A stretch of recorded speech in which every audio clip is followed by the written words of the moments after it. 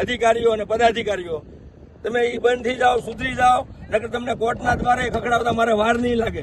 અને હું આ કાગળો ઉપર આવ્યો છું, એટલે કાગળો ઉપર હું સાબિત કરીને દેખાડીશ કોણ ભ્રષ્ટાચાર આશરી રહ્યું છે. આ તમે જુઓ, રેતી મળતી નથી, બધાય ભાઈ રેતી બધાય, આ રેતી મળતી નથી. આ કવડો મોટો ગંજ ખડકાણો છે રેતીનો. અહીંયા આ રેતી કોની મીઠી નજરે વેચાય? ખાણ ખનીજનો અધિકારી હપ્તા લે છે, સોલંકી સાહેબ, સાવનેર સાહેબ, એ અધિકારી પૈસા લઈ લીધા છે ને. કાંઈ વાંધો નહીં, મેં અહીં તમારી પાસે ફોન કરીને ફરિયાદ લગાવી હતી, તમે બીજાનું પંચરોજ કામ બની ગયા. તમારો ઓડિયો મારી પાસે પડ્યો છે અને વિડીયો પડ્યો છે. ગુજરાત સરકારમાં ફોકસ મોકલીશ અને ભૂપેન્દ્ર સરકારને બદનામ કરવાનું બંધ કરો, મોદી સાહેબને સરકારને બદનામ કરવાનું બંધ કરો. અને પાછા સાવકારના દીકરા ન થાવ.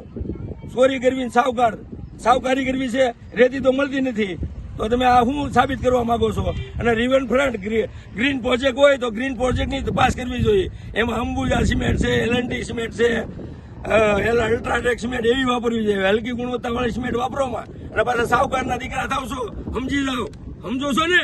ન સમજતા હોય તો પાછું ફરી વાર કહું છું, હજી તમને હું કોર્ટના દ્વારે લઈ ખખડાવીશ. આની અંદર સરકાર હજી સંવિધાન જીવે છે, મરી નથી ગયું. એટલે તમે ધ્યાન રાખજો, સંવિધાનના દાયરામાં રહીને કામ કરજો. કાયદાનું કામ કરશે અને કોઈ તમને બસાવશે નહીં. અને એન્જિનિયર સાહેબ, તમે સાંભળતા હોય તો ખોટા સર્ટિફિકેટ આપતા પહેલા વિચાર કરજો. આની પહેલા એક વયો ગયો છે ને તમે પાછા વહી જતા નહીં. અને નવા મેડમ આવ્યા છે, ખૂબ સારા છે, અને એને પણ લોકો પ્રશ્નો કરો.